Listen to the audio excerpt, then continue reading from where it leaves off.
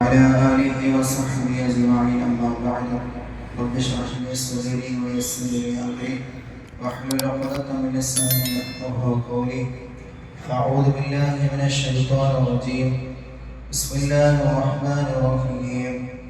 يا أيها الذين آمنوا توبوا إلى الله توبة نصوحا. صدق الله العظيم. الله سبحانه وتعالى നമ്മുടെ പരിശുദ്ധമായ നമസ്കാരത്തെ സ്വീകരിക്കുമാറാകട്ടെ. നമ്മിൽ നിന്ന് വന്നുപോയ എല്ലാ വീഴ്ചകളും ന്യൂനതകളും അല്ലാഹു സുബ്ഹാനഹു വ തആല അവന്റെ ഔദാര്യം കൊണ്ട് വിട്ടുപുറത്ത് മാപ്പാക്കി തന്ന് അനുഗ്രഹിക്കുമാറാകട്ടെ. സമാധാനത്തോടുകൂടിയാണ് നമ്മൾ ഇന്ന് സുബഹി നമസ്കാരം നിർവഹിച്ചത്.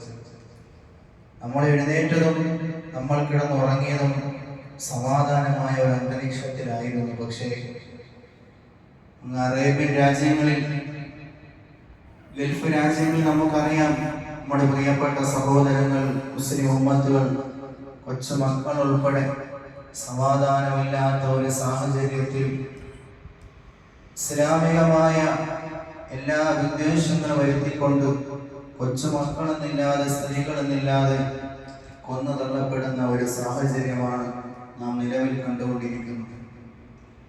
കേരള സ്റ്റോറി എന്ന രീതിയിൽ നമ്മുടെ കേരളത്തിനെയും ഇന്ത്യയും വിദ്വേഷങ്ങൾ പ്രചരിപ്പിച്ചുകൊണ്ട് ഇല്ലാതാക്കുന്ന ഒരു സമാധാന അന്തരീക്ഷം മാറ്റിക്കളയുന്ന ഒരു ഫാസിസം, അതുപോലെ തന്നെ ലോകത്തിന്റെ സമാധാനം നഷ്ടപ്പെടുത്തി കളയുന്ന സയനിസ്റ്റുമാണ് നമ്മുടെ ഈ ആധുനിക ലോകത്ത് നമുക്ക് പാഠങ്ങൾ പഠിക്കുവാനും അതിനുവേണ്ടിയുള്ള പ്രതിരോധങ്ങൾക്ക് വിശുദ്ധമായ ഖുർആനും ഹദീസുകളും നമുക്ക് പഠിപ്പിച്ചു തന്ന രീതിയിൽ ജീവിക്കുവാനും നമുക്ക് ആകെയുള്ള ഒരു മുതൽക്കൂട്ടെന്ന് പറയുന്നത് പരിശുദ്ധമായ ദീനിന്റെ ആദർശങ്ങളാണ്. അല്ലാഹുവിന്റെ പരിശുദ്ധമായ ഖുർആൻ പറയുന്നു, തൂബൂ ഇലല്ലാഹി തൗബത്തൻ നസൂഹ.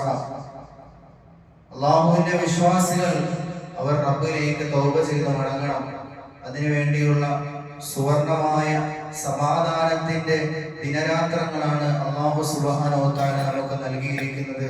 മഗ്ഫിറത്തിന്റെ 10ന്റെ തുടക്കമാണെന്ന് അല്ലാഹുവിന്റെ റസൂൽ സല്ലല്ലാഹു അലൈഹി വസല്ലമ തങ്ങൾ പറഞ്ഞു തന്നു. പരിശുദ്ധമായ റമദാനിന്റെ 10 ദിനരാത്രങ്ങൾ കഴിഞ്ഞ് രണ്ടാമത്തെ 10ലേക്ക് കടക്കുമ്പോൾ ചെയ്യേണ്ട ദുആ, അല്ലാഹുമ്മ ഗ്ഫിർ ലി ദുനൂബി യാ റബ്ബൽ ആലമീൻ. അല്ലാഹുവേ, എന്റെ മുഴുവൻ പാപങ്ങളെ നീ പുറത്തു തരണേ അല്ലാഹ് എന്ന വിശുദ്ധ റസൂൽ സല്ലല്ലാഹു അലൈഹി വസല്ലമ തങ്ങൾ പഠിപ്പിച്ചു തന്ന ആ ഒരു ദുആയാണ് നമ്മൾ ദിനേന പറഞ്ഞുകൊണ്ടിരിക്കുന്നത്. അല്ലാഹു സുബ്ഹാനഹു വ തആല നമുക്ക് എല്ലാവർക്കും പാപമോചനം നൽകി അനുഗ്രഹിക്കുമാറാകട്ടെ. മദീനയിലും മക്കയിലുമായി യാത്രാ സംഘങ്ങളെ കൊള്ളയടിക്കുന്ന ഒരു മുസ്ലിമായ കൊള്ളക്കാരനുണ്ടായിരുന്നു. അദ്ദേഹം മാസങ്ങളോളം വർഷങ്ങളോളം കൊള്ളയടിച്ച് രാത്രി കാലങ്ങളിൽ സഞ്ചരിക്കുന്ന സഞ്ചാരികൾക്ക് പോലും ആ ഒരു കൊള്ളക്കാരനെ ഭയന്നുകൊണ്ട് അവർ കാണുന്ന പഴയ കെട്ടിടങ്ങളിലെല്ലാം വിശ്രമിക്കുകയും ആ കൊള്ളക്കാരൻ ആ പരിസരത്തില്ല എന്ന് മനസ്സിലാക്കിയാൽ മാത്രമേ അവർ യാത്ര വീണ്ടും തുടരുകയുണ്ടായിരുന്നുള്ളൂ. അങ്ങനെ ഒരു പാതിരാത്രി സമയത്ത് ആ ഒരു കൊള്ളക്കാരൻ ഒരു വീട്ടിൽ നിന്നും മോഷണം നടത്തുന്നതിന് വേണ്ടി ആ വീട്ടിന്റെ മതിലിലോട്ട് ചെലുത്തി ചാടിയപ്പോഴത്തേക്കും ആ വീട്ടിൽ നിന്നും ഒരു വിശുദ്ധമായ ഖുർആനിന്റെ ആയത്ത് ആ മനുഷ്യൻ കേൾക്കുകയുണ്ടായി.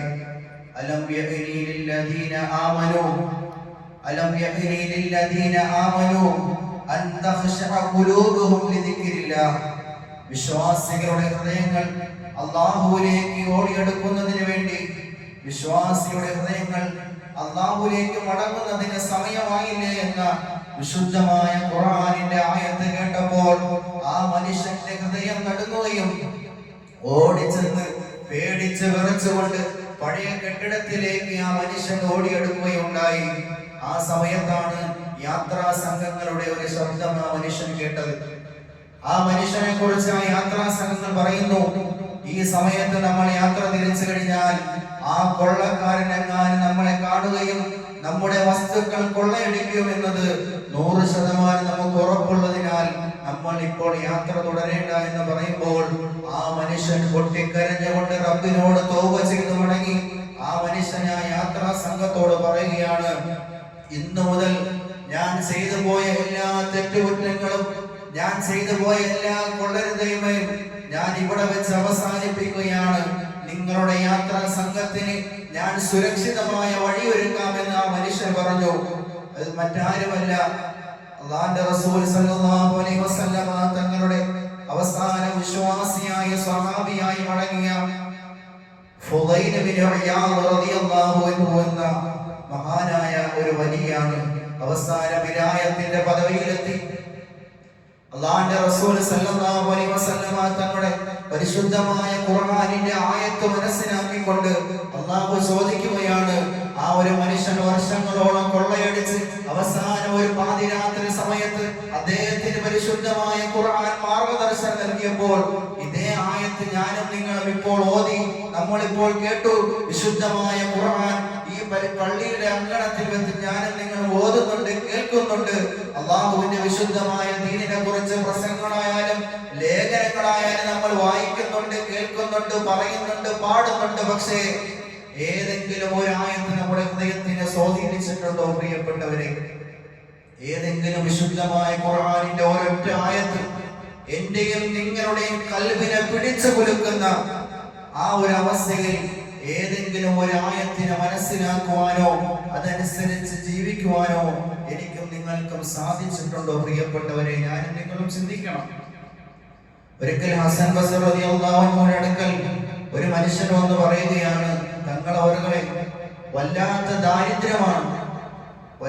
ദാരിദ്ര്യമാണ്, എന്തെങ്കിലും ഒരു പരിഹാരം പറഞ്ഞു തരണേ.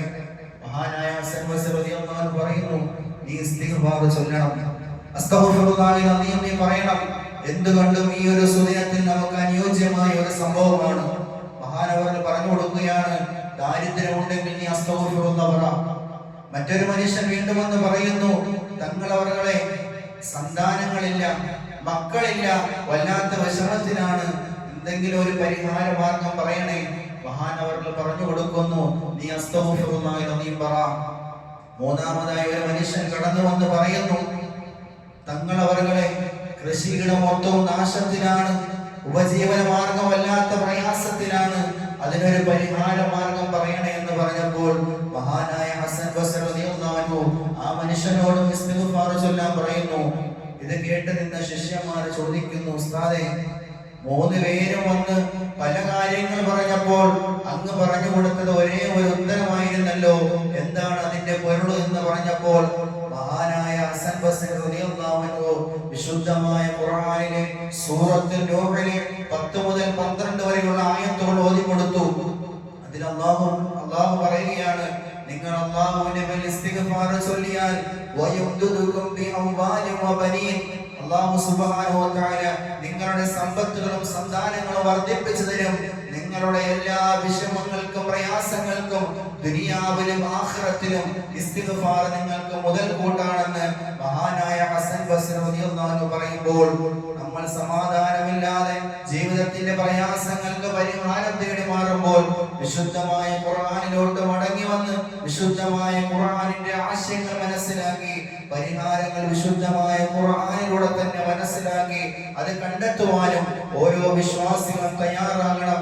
അല്ലാഹുവിലേക്ക് തൗബ ചെയ്ത് മടങ്ങണമെന്ന വിശുദ്ധമായ ഖുർആനിന്റെ ആയത്തിനെ മുൻനിർത്തിക്കൊണ്ട് ഞാൻ പറയുന്നു, അല്ലാഹു സുബ്ഹാനഹു വ തആല എത്ര തന്നെ തെറ്റുകൾ ചെയ്താലും പുറത്തു തരാൻ തയ്യാറാണെന്ന് പറയുമ്പോൾ അവനിലേക്ക് മടങ്ങുന്നതിന് പകരം നമ്മൾ മറ്റു കാര്യങ്ങളിലായി വ്യാപൃതരാകുന്നു.